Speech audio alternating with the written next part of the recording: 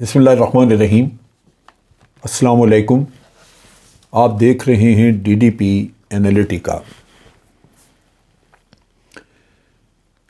چند دن پہلے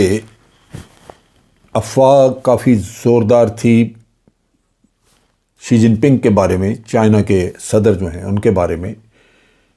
کہ ان کو ہاؤس اریسٹ کر دیا گیا ہے اور اب وہ باہر نظر نہیں آئے پچھلے کچھ دنوں سے، ہفتے سے، لیکن بعد میں غالباً ہفتے 10 دن کے بعد وہ ایک آدھ تقریب میں نظر آئے۔ وہاں صورتحال یہ ہے کہ جو ان کی جو کانگریس کی میٹنگ ہے، کمیونسٹ پارٹی آف چائنا، اس کی ایک کانگریس میٹنگ ہوتی ہے جس میں کہ صدر کا چناؤ ہوگا، اور یہ تیسری ٹرم اپنے لیے حاصل کرنا چاہتے ہیں۔ 2 تو 5 سال کی یہ کر چکے ہیں، اور وہ میٹنگ غالباً اگلے ہفتے ہے، وہ بالکل قریب ہے کہ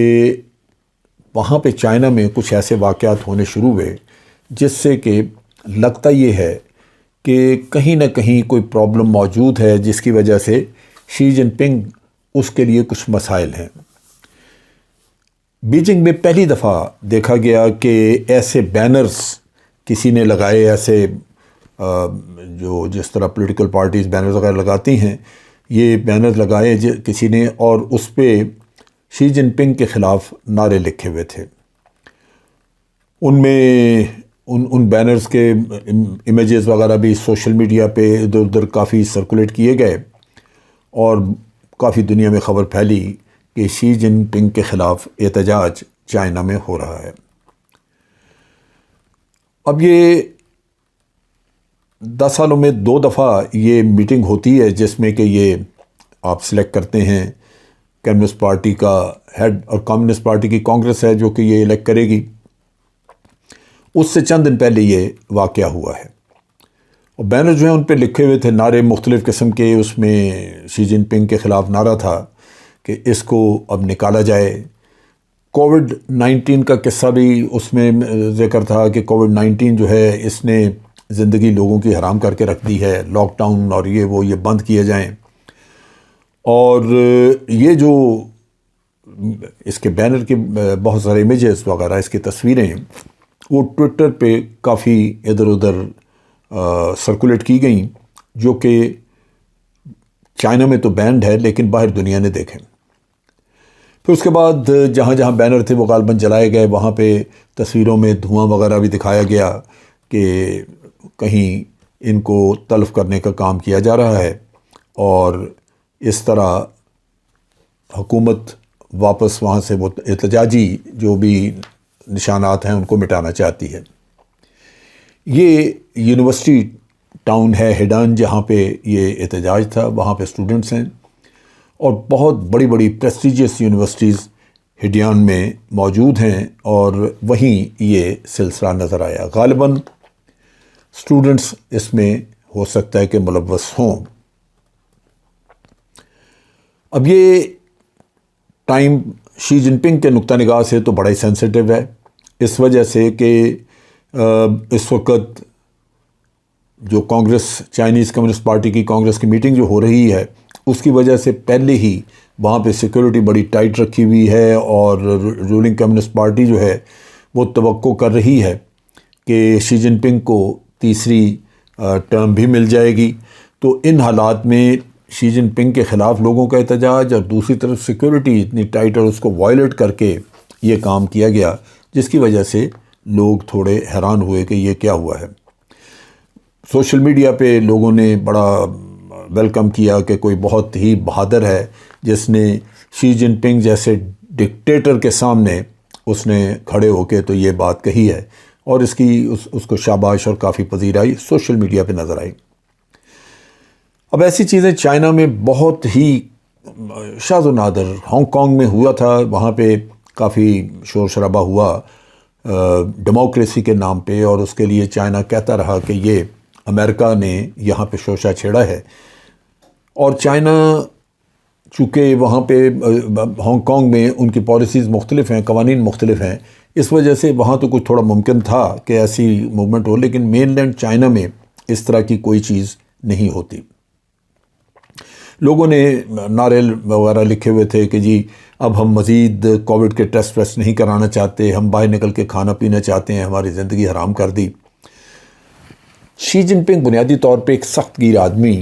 جس نے کہ کووڈ کے معاملے میں بھی اور بھی معاملات میں اس نے اپنے لوگوں پہ خاصی سختی کی۔ اب سختی جن چیزوں پہ کی وہ آپ اگر اس کو دیکھیں تو حقیقتاً تو میں سمجھتا ہوں کہ شی جن پنگ نے اپنے ملک کے بھلے کے لیے کیا۔ ہم بھی پاکستان میں کرنا چاہتے ہیں، لیکن آپ نے دیکھا کہ پاکستان میں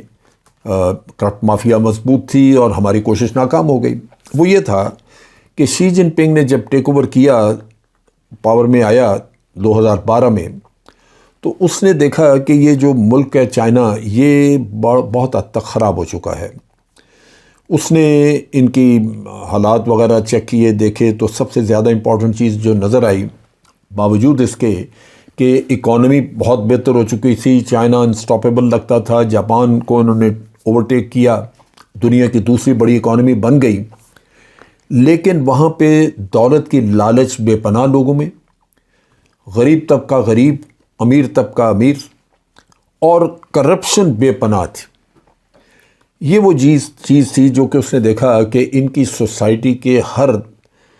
طبقے میں یہ چیز جو ہے وہ سرایت کر چکی ہے، اور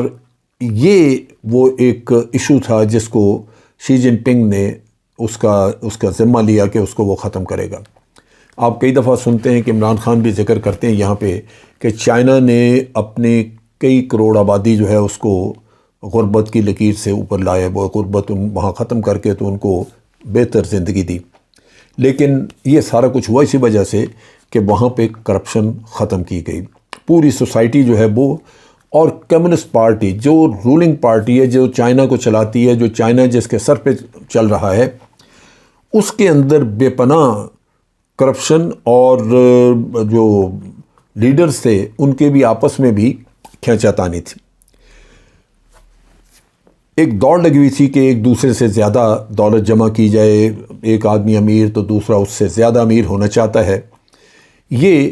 دولت کے لیے بھاگ دوڑ، اور پھر اس سے سوسائٹی کے اندر فرق امیر غریب کا وہ بہت بڑھ چکا تھا۔ اس سے جو سوشلسٹ آئیڈیالوجی تھی چائنیز کی، وہ کمزور پڑنی شروع ہو گئی، اور جو پرانی ان کی سوچ تھی جس سے کہ یہ سوسائٹی میں برابری کا رکھنا چاہتے تھے کہ دولت کی برابر تقسیم ہونی چاہیے، وہ بہت بری طرح افیکٹ ہوئی اور ناکام ہوئی۔ اس سے لوگوں کا فیتھ اپنی لیڈرشپ کے اوپر، ان کا اعتماد کم ہونا شروع ہوا، اور جس طرح عرب سپرنگ میں آپ نے دیکھا کہ مڈل ایسٹ میں ڈکٹیٹرز جو تھے ان کی چھٹی کرائی گئی، ان کو ختم کیا گیا۔ یہی وہ چیز تھی جو کہ چائنا میں بھی انہوں نے سوچا کہ ہو، لیکن وہاں پہ وہ کامیاب نہ ہوئی، کیونکہ چائنا میں سخت گیری جو ہے وہ ایسی چیزوں کو چلنے نہیں دیتی۔ انہی حالات میں سوشل جسٹس جو ہے وہ کرنے کے لیے شی جن پنگ نے فیصلہ کیا کہ وہ اس پہ کام کرے گا۔ چنانچہ اس نے تمام یہ چیلنجز جو ہیں وہ قبول کیے، اور وہ اس سوسائٹی کو پوری طرح سمجھتا تھا، کیونکہ اس کا والد بھی وائس پریمیئر رہ چکا ہوا تھا، ریولوشنری ہیرو تھا وہ اپنے وقت کا، اور یہ شی جن پنگ جو ہے وہ ان چیزوں کو بڑی اچھی طرح سمجھتا تھا، اس کی گرومنگ ہوئی تھی ان چیزوں میں۔ لہذا اس نے یہ محسوس کیا کہ چائنا کی اپنی جو شکل ہے، جو اپنی سوسائٹی جس کی وجہ سے اس نے ترقی کی ہے، آج اس کو تھریٹ ہے، وہ اس کی سروائیول خطرے میں ہے۔ لہذا اس نے بجائے اس کے کہ وہ کوئی ریفارمسٹ طریقہ وغیرہ استعمال کرتا، اس نے ایک سینٹرلائز قسم کی طاقت اپنے پاس رکھ کے تو سخت گیری سے کام لینا شروع کیا، جس میں اس نے جو اتھارٹیرین سسٹم تھا ان کا پرانا، اس کو ریوائیو کیا۔ اس کے ساتھ نئی ٹیکنالوجی آ چکی ہوئی تھی، سرویلنس کے نئے طریقے آ چکے ہوئے تھے، ہر جگہ آپ کو کلوز سرکٹ کیمرے اور چیزیں لگی ہوئی، لہذا انٹیلیجنس کو بھی انہوں نے بڑا امپروو کیا، اور اپنی گرپ بڑی مضبوط اس پہ کر کے اکانومی پہ بھی اسی طرح توجہ دی، اور اس طرح اس نے پکڑ دھکڑ کا کام شروع کر دیا۔ اب یہ ڈیلی لائف میں لوگ جو بڑے ریلیکس تھے، جو کافی مزے لوٹ رہے تھے، ان کے لیے مشکلات پیدا ہونی شروع ہوئیں۔ چنانچہ کرپٹ لوگوں کو بڑی شدید اور سخت سزائیں دی جانے لگیں۔ لیکن اس میں ایک جو مس یوز ہوا اتھارٹی کا، وہ یہ تھا کہ کرپشن کی آڑ میں بعض وہ لوگ جو کہ شی جن پنگ کے لیے چیلنج بن سکتے تھے، اس کے رائیولز تھے، ان کو بھی ایلیمینیٹ کیا۔ بعض ابھی ان میں سے ایک دو ایسے ہیں جو میاں بیوی اکٹھے ہی جیل میں عمر قید کاٹ رہے ہیں، ان کو اس طرح سزائیں دے کے تو بند کیا۔ اس کے علاوہ جو سوچ تھی وہ یہی تھی شی جن پنگ کی کہ اس کا کنٹرول زیادہ سے زیادہ بڑھے۔ چنانچہ اس نے تمام وہ حربے استعمال کرنے شروع کیے جس سے کہ ایک طرف تو اس کا کمیونسٹ پارٹی پہ کنٹرول زیادہ ہو، دوسری طرف ایڈمنسٹریشن پہ کنٹرول زیادہ ہو، اور تیسرا یہ کہ وہ ہر طرح کے جو قوانین وغیرہ وہاں پہ اپلائی کرنے ہیں وہ بھی اسی کی خواہش اور مرضی کے مطابق ہوں۔ نتیجہ یہ کہ وہاں پہ گورنمنٹ، آرمی، عام سوسائٹی، اسکول، کوئی بھی چیز آپ لے لیں، ہر چیز جو تھی وہ اس کے اوپر پارٹی کا ہولڈ، اور پارٹی کے اوپر شی جن پنگ کا ہولڈ۔ یہ وہ صورتحال تھی جس کے تحت چل رہا تھا معاملہ، اور اس میں گینز بھی تھے لیکن سوسائٹی کے اندر تھوڑی ڈسسیٹسفیکشن بھی تھی، لوگ مطمئن نہیں تھے۔ اب شی جن پنگ نے اپنی پارٹی کی پرائمیسی اس کو قائم رکھنے کے لیے کہ وہ پارٹی، کمیونسٹ پارٹی، اس کے اوپر شی جن پنگ کا کنٹرول، اور پارٹی ہی سب کچھ نظر آئے ہر چیز میں، ہر طرف، اس نے ایک کلچرل ریولوشن جو تھا اس سے جو سبق لیے ہوئے تھے وہ اس نے اپلائی کیے، اور کمیونسٹ اسٹیبلشمنٹ جو تھی اس کو مضبوط کرنے کی کوشش کی۔ لیکن اس میں پرابلمز نکلنی شروع ہوئی، جس طرح کے موقع وقت میں ریڈ گارڈز باہر نکلے تھے، اور پھر وہ کلچرل ریولوشن کا قصہ چلا۔ یہاں بھی کنٹرول کو چیلنج کرنے کے لیے پرابلمز آئیں اور سوسائٹی پہ کنٹرول کمزور ہونا شروع ہوا۔ اسی ٹرموائل میں ہزاروں لوگ جو ہیں وہ سزائیں بھی کاٹیں انہوں نے اور مارے بھی گئے۔ یہ وہ چیزیں ہیں جن کی وجہ سے شی جن پنگ جیسا آدمی جو کہ ایک ریفارمسٹ تھا، یا جس نے سوسائٹی کو بہتر کرنے کی کوشش کی، وہ بھی چکر میں آ گیا۔ اب ایک چائنیز ڈریم ہے، اس آدمی کا ایک خواب تھا چائنا کا، وہ یہ چاہتا تھا کہ شی جن پنگ کی اپنی سوچ وہ مرکز ہو ساری چیزوں کا، اور اس میں چائنیز ڈریم جو ہے، جو خواب چائنا کے لیے وہ دیکھتا ہے، وہ یہ ہو کہ ایک عظیم سلطنت نکلے یہاں سے، جو کہ چائنیز قوم، جو عوام ہے چائنا کے، ایک قوم، نیشن ہے، وہ پرانی تاریخ میں جس طرح اس کی شان و شوکت تھی، وہ اسی طرح دنیا میں پھر حکمرانی کرتی نظر آئے، یا اس کی شان و شوکت نظر آئے۔ اور یہ وہ کام تھا جو اس نے اپنے پاور میں آنے کے بعد، اقتدار حاصل کرنے کے بعد، اس نے کچھ عرصے کے بعد شروع کر دیا تھا۔ اس کے بعد یہ اس کی حکمرانی جو ہے، اس کا سب سے امپورٹنٹ پہلو یہ تھا کہ اس کی پالیسیز جو ہیں وہ ملک میں اور باہر بھی وہ یکساں تھیں، اور ان کی بظاہر پذیرائی شروع ہوئی۔ اب یہاں پہ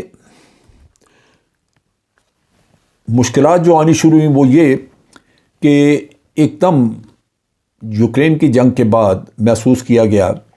کہ امریکہ جو ہے وہ بلی کر رہا ہے ہر طرف، اور ہر ملک کے معاملات میں دخل اندازی کرتا ہے، چائنا پہ بھی، رشیا پہ بھی وہ اپنی چھاپ تھوپنا چاہتا ہے۔ لہذا شی جن پنگ نے رشیا کے ساتھ تعلقات بڑھائے، اس کے ساتھ ایک طرح کی حصے داری کی، پارٹنرشپ، اور ویسٹرن کنٹریز کو کنفرنٹ کرنا شروع کیا۔ یہ وہ چیز ہے جو کہ مسائل پیدا کرتی ہے کہ ویسٹرن کنٹریز نے مختلف، انہوں نے کچھ سینکشنز بھی لگائیں، انہوں نے ان کی اندرونی سیاست میں بھی دخل دینا شروع کیا، انہوں نے بعض لوگوں کو پکڑا بھی، چائنا نے، شی جن پنگ کی ایڈمنسٹریشن نے۔ اس نے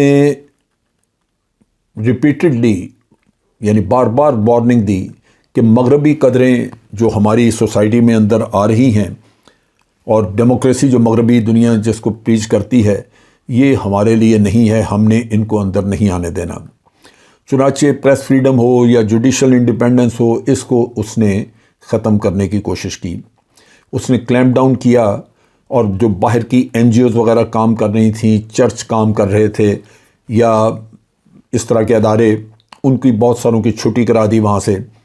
جو مغربی دنیا کی فلمیں وہاں پہ آتی تھیں ان کو بند کر دیا، ٹیکسٹ بک مغربی دنیا سے جو آتی تھیں ان کو اس نے وہاں سے ختم کرا دیا۔ یہ وہ ساری چیزیں تھیں جن کو وہ سمجھتا تھا کہ یہ اس کی سوسائٹی کے اوپر بیرونی انفلوئنس لانے کی ذمہ دار ہیں۔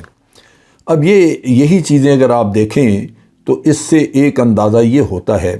کہ باوجود اس کے کہ اس نے سخت گیری کی، کنٹرول کیا، اور بعض اچھے مقاصد تھے کہ کرپشن جیسے ختم کرنی ہے، غربت دور کرنی ہے، لیکن ان کے لوگ باہر پڑھنے بھی جاتے تھے امریکن یونیورسٹیز میں ادھر ادھر، اور وہ وہاں سے لازماً اپنے خیالات کو تبدیل کر کے لاتے تھے۔ انہوں نے چائنا میں آ کے سائنس کے میدان میں بڑی محنت کی، کام کیا، ٹیکنالوجی میں چائنا نے ترقی کی،